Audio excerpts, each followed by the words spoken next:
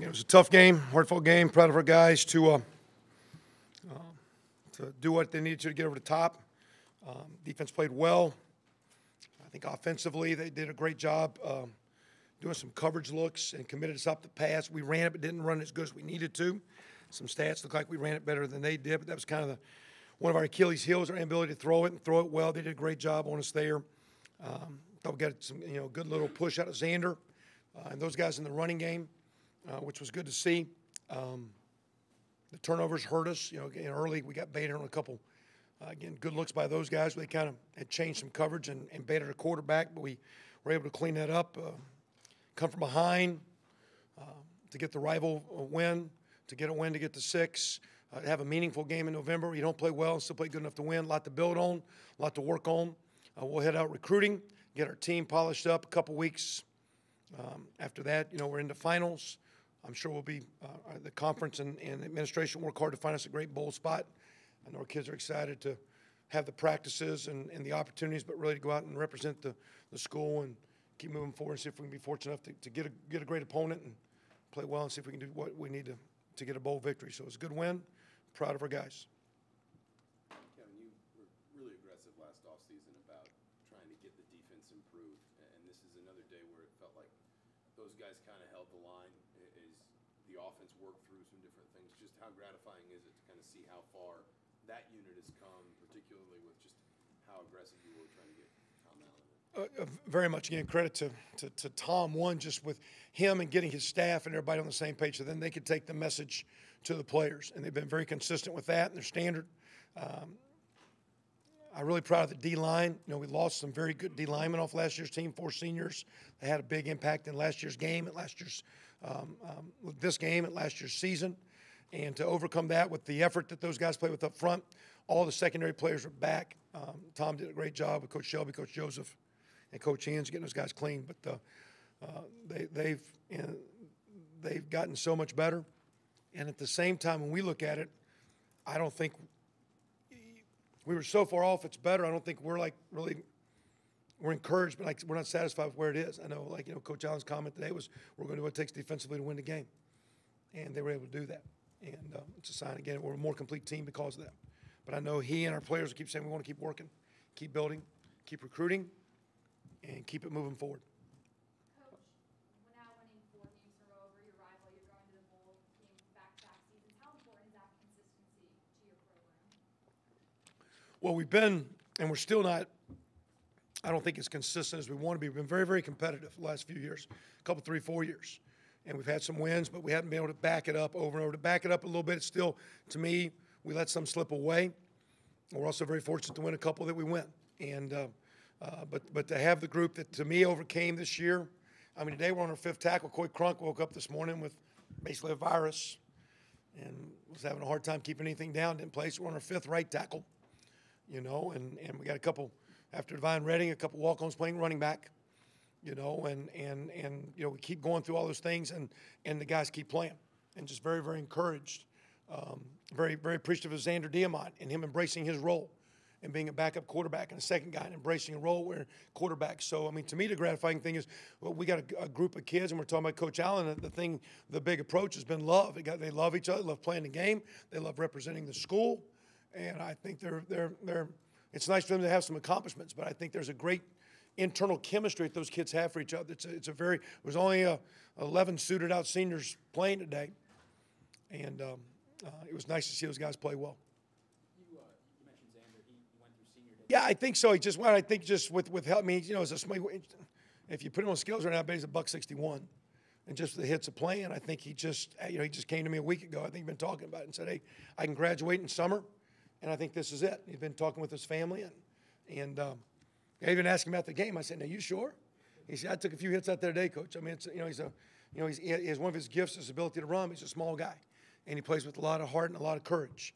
And that was a decision. I think he and his family came through. I think they had discussed it for quite some time. He's still, though, last year Wes Rogers went through senior day and came back. Fant's graduating. We're working hard to get him into grad school. I'm sure, again, he and I think a couple of guys won't be surprised we'll talk, but he and I'm sure Oliver, T. Scales, those guys will look at the pro evaluation, visit with their families and see what their options are. It's that time of year. But I think Xander, is kind of at the point where he thought this was his last few game shares he's played. And I think, and not that he's been hurt, but I think some of those hits are adding up on him, is his comments. Talk about Scales and Oliver in particular, the big plays they're making. I think they each had 4 tackles for loss and a couple of sacks. They've been well, and that's not today, that's this week. Marcus is our, when Feeney went down, he truly became the team captain instead of the defensive captain.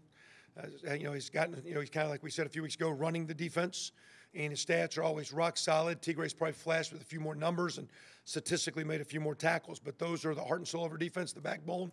And when you're good on defense, you're good at linebacker. Those guys up front hold them up, but those guys connect the back to the front and the front to the back, and they're the glue, and it's a credit to Coach Inge, but really Tom and their connection get those guys to play. And then you had Marcelino on the edge. Those 3 backers have been really good. Best crew of backers we've had. And I think actually probably some of the better linebacking, probably one of the better linebacker cores in the Big Ten. It's a great group. Those are 2 great junior players. Love those 2 kids. Anything else? What went into the decision to take the safety there at the end? Well, with 10 seconds, we didn't know. We thought we could run it off. Sometimes, your finger's a little slow in the home second clock deal, but it was a little, whatever. We got a second on there. We kind of drew it up in the dirt. I don't know, Xander started running. I thought he was going to trip on the 1 for a second. I was like, run to the back corner, hang as long as you can, and step out. But we were trying to run it down. And then from there, I gave them a chance to, we couldn't onside kick it, but we thought we could bop it down there and see what was up. And we got lucky. We knew we were going to do the razzle-dazzle play, throw it around the yard, but we just, we thought their greatest chance to win the game was a punt block. And by doing that, we thought we'd just minimize the odds. Coach, the pair of interceptions Jonathan Crawford was able to make just allowed him to be so effective. I didn't see the second one because I was working with the offense. The first one was a batted ball, team deal, but it was good to see. And again, we're talking about those linebackers. I think, the way we play too, with Marcelino is basically an outside backer safety, and the way John Crawford fit in, that's the 4th key piece, and in the way Tony Fields has played. Those guys have been solid. But John Crawford, an outstanding sophomore player. A lot of times a guy like him has a great freshman year. You don't see the second year as well. He's a very talented person. Great student of the game. Has bought into our scheme, bought into learning. But that's a little bit of a team deal too, because I know the 1 pick was a little bit of a team deal. But Marcelino's had a great season for us. Devine has 99 yards today. Has that big run down to the 1, and then second year in a row, 1,000 yards. Talk about him. Well, it was a hard 1,000 yards. It was a lot of tough sledding. He's a steady guy. He's hands down one of our best practice guys. He's like some of our guys this next week. We'll give some time off here for a little bit, work our developmental players, our young guys, our freshmen. But he's got beat up a little bit. We need to get him fast and fresh for the bowl game. But he's a steady Eddie kid. He's what you guys see in the way he plays week after week, which sometimes maybe not the most flashy, but he's like that in spring ball. He's like that in the summer. He's one of our best leaders. Credit to Coach McCullough. And back-to-back, I think it's the first time, since 91? Back-to-back 1,000-yard deals. So, I think a few years ago we hadn't had a 1,000-yard back in 20-some years or whatever, or maybe 15 years, whatever it is. And now with Tevin and moving forward, what we did with Jordan and Devine, we got a good run. It's credit to the O-line, too. And that line was beat up.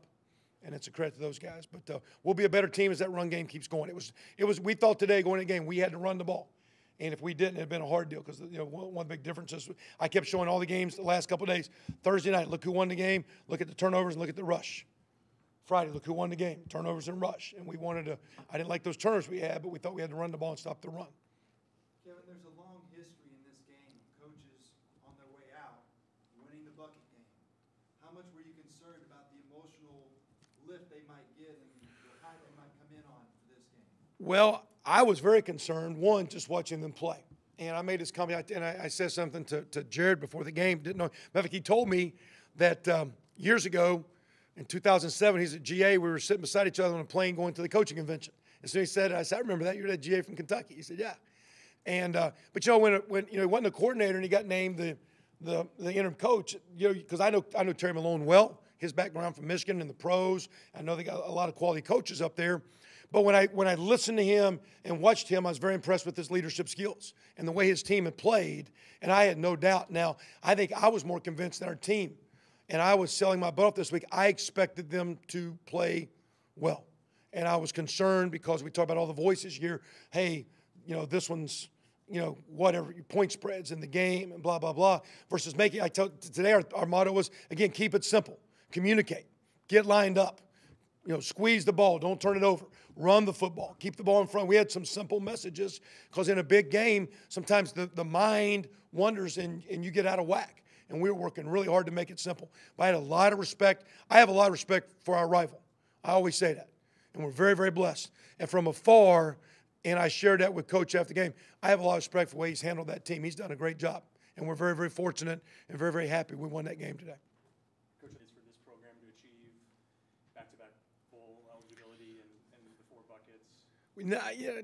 Quite honestly, no. I mean, everybody knows that because everybody knows that. But all we talked about was the simplicity of the game, what it takes to win the game. Don't make the game bigger than it is. And the byproduct of, it's great to have this back-to-back bowl for recruiting, practice opportunities, exposure, notoriety to the conference and our team. Great credit to some seniors that have given a ton. I mean, Dan Feeney and some guys have sacrificed a lot of effort and sweat and blood and tears. And so to give those guys, as Jacob Bailey's comments down from our team right over here the other day, hey, I just want 1 more month. And that's pretty cool now. I mean, because to me, that's more important than your bowl team. You just get to spend more time together, because when you spend time playing ball, it's different than when you're spending time around campus. And the bonds they get and all that deal. And some of you guys heard the guys at the radio show. I mean, our guys have fun at practice. They love working hard. So to me, it was more about you just wanted more time with them than the historical deal about it. I think we're learning from history, and we're trying to grow and create our own history. And again, proud of these seniors. A great group of guys.